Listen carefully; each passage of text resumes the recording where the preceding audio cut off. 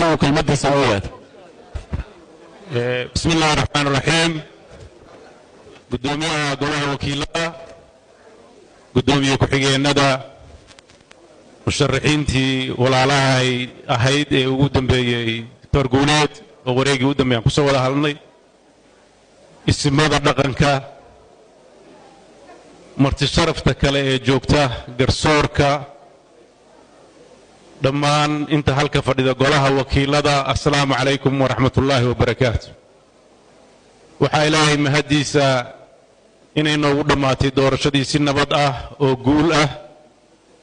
waxaan dhammaan dadka reer Puntland iyo dadka Soomaaliyeed baa halka uga dirayaa inaan ilaahay ka cabsano, wixii tagay ilowno, beej cusub furanno, nabadgelyada ka wada shaqeyno, horumarka wada shaqeyno, midnimada ka shaqeyno.